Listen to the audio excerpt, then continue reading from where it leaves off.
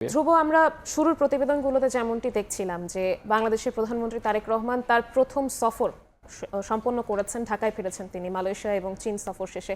তো এই সফরের সর্বশেষ কি কি তথ্য আছে আপনার কাছে জানাবেন? নিবিড়, যেমনটা আসলে বলছিলেন, প্রধানমন্ত্রী তারেক রহমান সরকার গঠনের পর তার প্রথম বিদেশ সফর ছিল এটি। প্রথমে তিনি মালয়েশিয়ায় গিয়েছেন, তারপরে তিনি চীনে গিয়েছেন এবং মোট 6 দিনের এই সফর শেষে তিনি 8:45 কিন্তু ঢাকায় এসে পৌঁছেছেন। এবং এই সফরটি আসলে কিন্তু বাংলাদেশের ঐতিহাসিক একটি সফর হিসেবে দেখছেন সবাই। বিশেষ করে আমরা বিগত সময়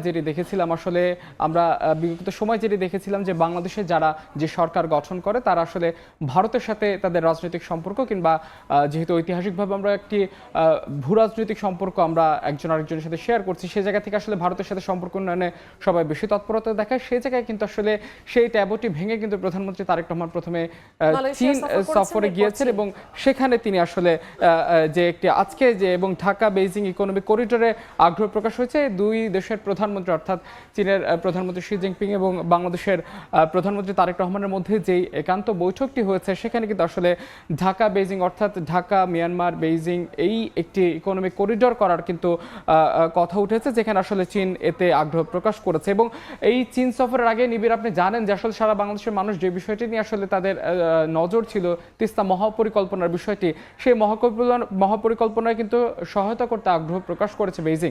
অর্থাৎ চীন কিন্তু বাংলাদেশের এই তিস্তা মহাপরিকল্পনায় তারা সহায়তা করবে বলে আসলে এই বৈঠক পরে আমরা জেনেছি। আপনি জানেন চীনে কিন্তু বিভিন্ন দেশের জন্য মেডিকেল ভিসা চালু থাকলে বাংলাদেশের জন্য মেডিকেল ভিসা চালু ছিল না, সেই জায়গা থেকে কিন্তু বাংলাদেশের জন্য মেডিকেল ভিসা চালু করার আগ্রহ প্রকাশ করেছে বেইজিং। ধ্রুব, এই যে মালয়েশিয়া এবং চীন সফর করলেন আমাদের প্রধানমন্ত্রী, এই সফরগুলো কি বাংলাদেশের কূটনৈতিক সম্পর্কে মালয়েশিয়া বা চীনের সাথে কোনো প্রভাব ফেলবে বা বাংলাদেশের জন্য এর ক্ষেত্রে কি কি উন্নতি বা লাভ রয়েছে যদি জানাতেন? নিবিড়, আপনার প্রশ্নের উত্তর আমি যাচ্ছি, তার আগে একটু আমি দর্শকদের জানাতে চাই যেহেতু প্রধানমন্ত্রী তারেক রহমানের সঙ্গে চীনের একটি ঐতিহাসিক সমঝোতা হয়েছে এবং এখানে প্রায় 13টি সমঝোতা সই হয়েছে এবং সম্পর্ক উন্নয়নে দুই দেশেরই লাভ দেখছেন। বিশ্লেষকরা এই দ্বিপাক্ষিক এই বৈঠক এবং প্রধানমন্ত্রী চীন সফরকে কিভাবে দেখছেন একটু দেখতে চাই আমাদের সহকর্মী হাসান ওয়ালির প্রতিবেদনে। সরকার গঠনের পর প্রথমবারের মতো চীন সফরে প্রধানমন্ত্রী তারেক রহমান। দেশটির শীর্ষ নেতাদের উষ্ণ অভ্যর্থনে সিক্ত বাংলাদেশের সরকার প্রধান। বিনিয়োগ, অর্থনৈতিক অঞ্চল প্রতিষ্ঠা, উন্নয়ন কর্মকাণ্ড, কৃষি বাণিজ্য সহ সহযোগিতার ক্ষেত্র সম্প্রসারণে পারস্পরিক সহযোগিতায় সম্মত ঢাকা বেইজিং। তিস্তা মহাপরিকল্পনা বাস্তবায়নে কারিগরি সহায়তার প্রতিশ্রুতি দিয়েছে চীন। বিনিয়োগ কার্যালয় খুলে বাণিজ্য সহজ করতে চায় বাংলাদেশও।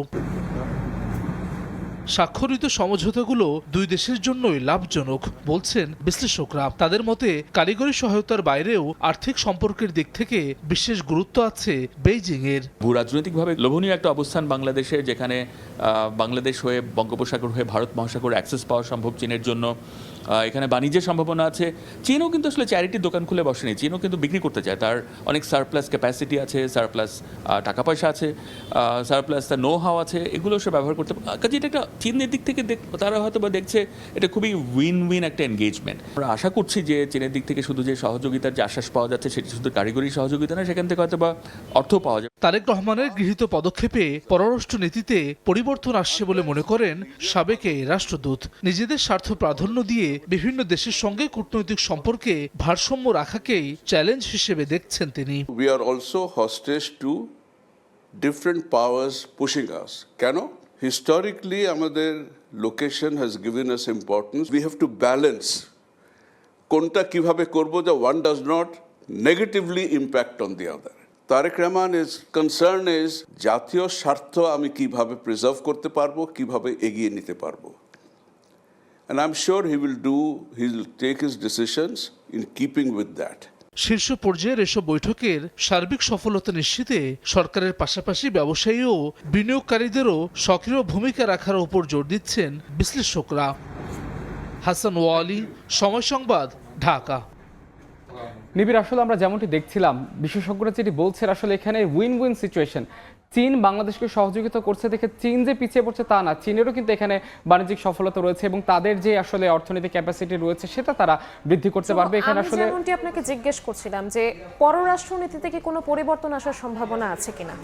নিবিড়, অবশ্যই এটা পররাষ্ট্রনীতিতে বাংলাদেশের গতানুগতিক পররাষ্ট্রনীতির বাইরে একটা ঐতিহাসিক কূটনৈতিক সম্ভাবনা দোয়ার উন্মোচন হয়েছে। বিশেষ করে যেটা আমি আসলে শুরুতেই বলেছিলাম যে ভারত নির্ভর যে কূটনীতি আমরা দেখতাম সেই জায়গা থেকে কিন্তু এবার প্রধানমন্ত্রী শুরুতেই মালয়েশিয়া, পরবর্তীতে চীনে যেয়ে কিন্তু আসলে সেই ট্যাবুটা ভেঙেছেন। সেই ঐতিহাসিক যেই সম্পর্কটা ভারত বাংলাদেশের সম্পর্কের বাইরে যে তিনি আসলে শুরুতে চীনের সাথে সম্পর্ক স্থাপনের জন্য চীনে গিয়েছেন। এবং এখানে আসলে যে বিষয়টি এখানেও বলা হয়েছে যে বাংলাদেশ চীন দ্বিপাক্ষিক সম্পর্ক আরও দৃঢ় হওয়ার বার্তা এতে দিচ্ছে এবং চীনের সঙ্গে সম্পর্ক উন্নয়নে উপকৃত হবে দুই দেশে। এবং কূটনৈতিক ভারসাম্য রক্ষায় এখন বড় চ্যালেঞ্জ, বিশেষ করে আসলে চীনের সঙ্গে যেহেতু আমরা গিয়েছি, যেহেতু আমরা অন্যান্য রাষ্ট্রের বাইরে আসলে চীনের সঙ্গে এর আগেও আমরা অর্থনৈতিক বিভিন্ন আসলে আমরা বিষয়গুলো আসলে একজন আরেকজনের সাথে সম্পৃক্ত ছিলাম, চীনের সাথে বিশেষ করে সম্পৃক্ত ছিলাম। সেই জায়গাগুলো আসলে সেই প্রকল্পগুলো আরও তাড়াতাড়ি হবে বলে প্রত্যাশা করা যাচ্ছে। এবং এই বৈঠকের পর আসলে অর্থনৈতিক, বাণিজ্যিক, ব্যবসায়িক, বিশেষ করে আসলে করিডোর বিনিময়ের এই জায়গাটা থেকে বাংলাদেশ উপকৃত হবে, একই সঙ্গে চীনেরও কিন্তু এখানে উপকৃত হবে। যেই এই বৈঠকের মধ্যে কিন্তু আমরা যেটি জেনেছি যে 13টি সমঝোতা সই হয়েছে এবং 2টি MOU যুক্ত হয়েছে। এবং এই সফরের মধ্যে কিন্তু আসলে গ্লোবাল ইনভেস্টমেন্ট বা বাংলাদেশ চীনের বেশ কয়েকটি সংস্থার সঙ্গে সম্পৃক্ত হওয়ার বার্তা পেয়েছে। এবং এইটাকে আসলে কিন্তু আসলে আমাদের কূটনীতিতে এক ঐতিহাসিক পরিবর্তনের আভাস বা পররাষ্ট্রনীতিতে একটি ঐতিহাসিক পরিবর্তনের আভাস হিসেবে আমরা দেখছি। একই সঙ্গে বিশেষজ্ঞরাও তাই দেখছেন। নিবিড়। ধ্রুব, আপনাকে অসংখ্য ধন্যবাদ। প্রধানমন্ত্রী তারেক রহমানের মালয়েশিয়া এবং চীন সফর নিয়ে আলোচনার জন্য আমাদের সাথে স্টুডিওতে যুক্ত হয়েছিলেন সহকর্মী মাহদি ইসলাম ধ্রুব।